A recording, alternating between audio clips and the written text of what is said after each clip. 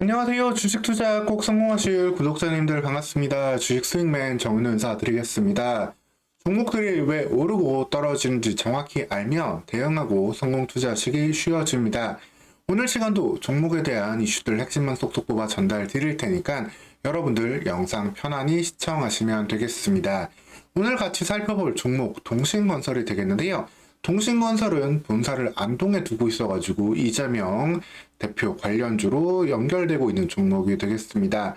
다른 인적 이런 혈연 관련주보다도 계속해서 연관성을 높게 보이면서 대장주로 가고 있는데 다시 한번 총선을 앞두고 시장에서 큰 관심을 받고 있는 모습입니다. 왜 이렇게 동신건설 상승이 나오고 있는지 더 올라갈 수 있을지 자세히 살펴보도록 하겠습니다. 사실 이런 총선 관련 종목들은 결국에는 여론조사라든가 관련된 이슈들 추이에 따라 가지고 계속해서 좀 빠르게 변화하는 모습을 보여주고 있습니다.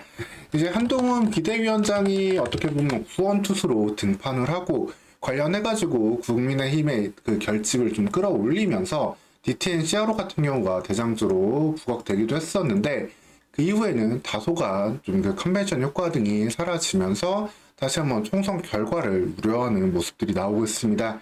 특히 조국 대표의 조국혁신당이 시장에서 큰 관심을 받으면서 화천기계, 신성홀딩스 등의 종목들도 크게 올라가는 가운데 결국에는 이 민주당이 선거를 이길 것이라는 기대감이 주식시장의 작은 유입으로 이어지고 있는 상황이다.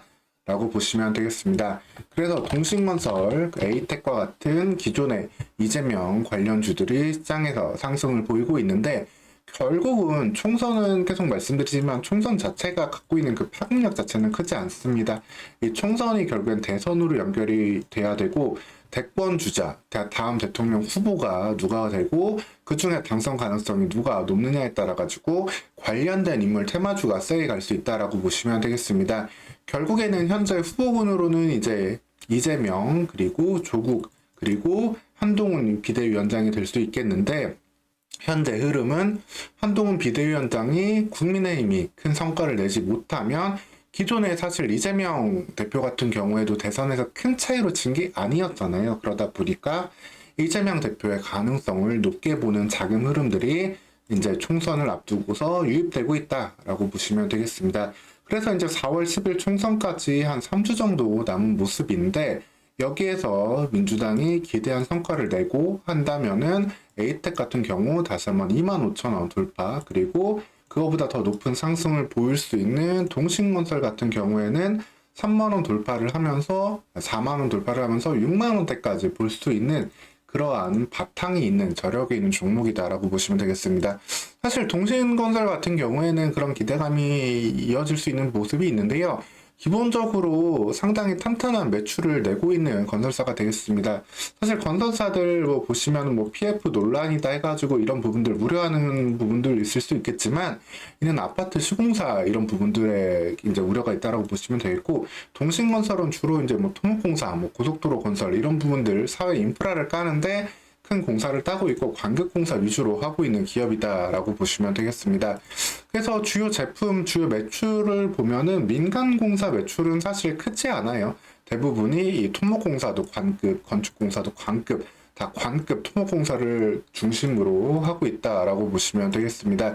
현재 같은 경우에도 안동에 본사를 두고 있는데 가장 수주잔고 크게 남기고 있는 것은 바로 이 서부내륙 고속도로 2019년에 따낸 수주가 되겠고 각각 2024년, 2034년까지 상당 수준의 매출을 낼 수 있는 환경이다라고 보시면 되겠습니다. 이에 따라서 앞으로도 이런 뭐 영남권을 넘어서 호남권까지 토목공사를 따낼 수 있는 동신건설이기 때문에 이 부분에 대한 실질적인 기대도 연결될 수 있다. 2022년 12월 같은 경우에는 순천인계 쌍치 도로시설 개량 공사를 또 따내기도 하면서 호남 쪽에서도 계속해서 사업 영역을 확대해 가고 있는 안동 기반의 그러한 건설사가 되겠습니다. 경북 지역의 종합건설사인데 상당히 좀 유의미한 활동을 보여주고 있죠. 이러다 보니까 이재명 대표 관련주로 계속해서 연결이 높게 된다라고 보시면 되겠습니다. 그러면은 여론조사가 어떻게 나오길래 이러한 이재명 관련주들의 돈이 붙냐라고 한다면은 일단 접전 지역들이 사실 상당히 중요합니다. 우리나라 선거구제는 소선거제구기 때문에 결국에는 승자 독식, 단 한 표만 이겨도 의석을 가져가고 승리를 할 수 있는 부분이 되겠죠. 근데 국민의힘에서 사실 어떻게 보면 수도권에서 어렵지만 당연히 가져가야 되는 의석들은 몇 곳이 있습니다. 우선 이 동작을 같은 경우 나경원 의원이 정말 지역 관리도 잘하고 있고 관련해가지고 기대감도 높은 상황이기 때문에 가져가야 되는데 이 민주당의 류사명 후보가 상당히 높은 지지율 격차를 줄여가고 있습니다. 물론 여론조사 방법에 따라가지고 좀 변화될 수도 있지만 애초에 여기는 좀 당연히 당선돼야 되는 지역구인데 이러한 접전 이슈가 나오는 것만으로도 불안하다라고 볼 수 있겠고 특히 분당갑 같은 경우에도 국민의힘이 가져가야 되는 선거구 그리고 안철수 현 의원이 있는 곳인데도 이광재 이제 후보에게 밀리는 모습도 보여주고 있습니다.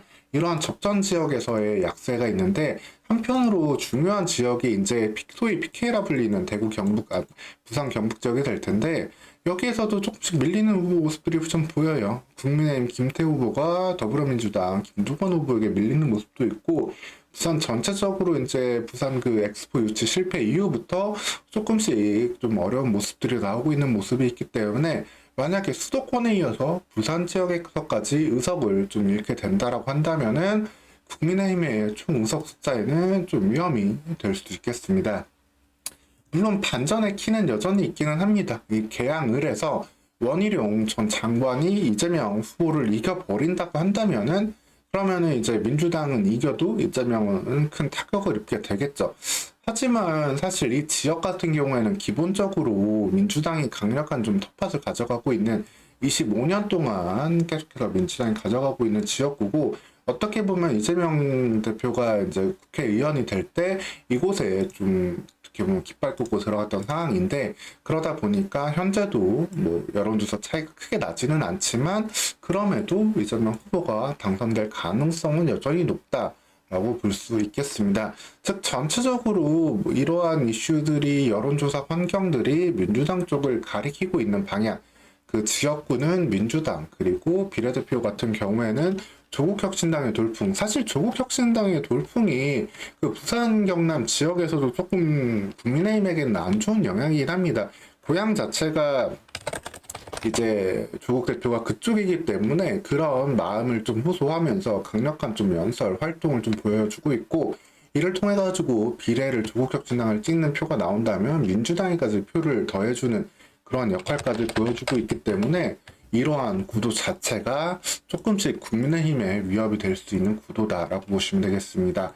그리고 현재 현 정부가 어떻게 보면 국민 지지율을 좀 높게 끌어올렸던 이유가 바로 이 의대 정원 확대 이슈가 되겠는데 일단 2,000명 증원 아주 강력하게 밀어붙이고 그 뒤에 후속 조치들을 어떻게 할지 이 부분에 대한 기대감을 좀 갖고 있는 상황인데 여기에서 조금 좀 아리송한 모습이 최근 나오고 있습니다. 한동훈 국민의힘 비상대책위원장이 24일 대통령실에 의료 현장 이탈 전공의들에 대한 면허 정지 행정처분을 유연하게 처리해달라. 그리고 윤석열 대통령도 알겠다. 이렇게 좀 제스처를 보여주고 있는데 어떻게 보면은 현 정부가 이런 의사들에게 좀 밀리는 모습을 보여주고 한다면은 현재 지지율을 끌어올렸던 그 포인트가 또 약화되는 부분이 있기 때문에 4월 10일 총선을 앞두고 조금 더 불리하게 작용될 수 있는 그러한 여지가 있다라고 보시면 되겠습니다.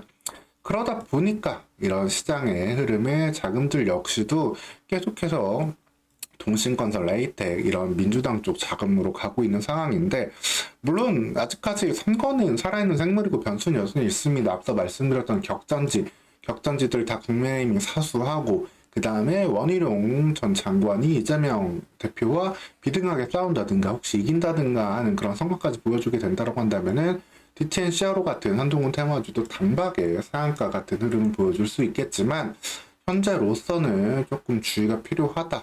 그리고 일단 동신건설 같은 종목들 위주로 조금씩 현재는 4월 10일 이후를 보고 담아가는 것도 하나의 대응해 볼 수 있는 방법이다라고 보시면 되겠습니다. 결국 돈은 어떻게 보면 정치 성향을 대변하지 않습니다. 결국에는 그냥 선거를 하나의 일종의 승부라고 본다라고 한다면은 거기에서 이기는 쪽이 관련된 주가의 상승도 만들어낼 수 있는 부분이기 때문에 이런 부분을 조금 계속해서 여론조사 추이를 냉정하게 보면서 접근해 가는 것이 필요한 정치 테마주가 되겠고, 현재로서는 이제 이재명, 그리고 조국, 그리고 한동훈 비대위원장 이 3명의 구도 속에서 조금씩 무게추가 하나하나 옮겨가고 있다. 다시 물론 옮겨갈 수 있는 가능성도 또 있겠지만 이 부분 계속 주의하면서 보시고, 이재명 테마주 중심은 이 동신건설 그리고 에이텍까지 중심으로 좀 볼 수 있다라고 생각하시면 되겠습니다. 특히 건설 관련해가지고 꾸준한 수주를 더 쌓을 수 있는 바탕이다 라고도 볼 수 있기 때문에 통신건설 관련된 흐름 한번 계속 관심을 두고 보시면 되겠습니다. 오늘 시간 이렇게 통신건설이 최근 다시 한번 왜 상승을 좀 보이고 있는지, 어떤 방향으로 전개될 수 있을지 좀 말씀을 드렸고요. 계속해서 이어지는 이슈들 계속 챙겨서 전달 드릴 테니까 여러분들 채널 구독하시고 후속 영상 및 다른 종목 영상들 모두 편안히 시청하시면서 성공적인 투자 해가시길 바라겠습니다. 오늘 시간도 영상 시청해주셔서 감사합니다.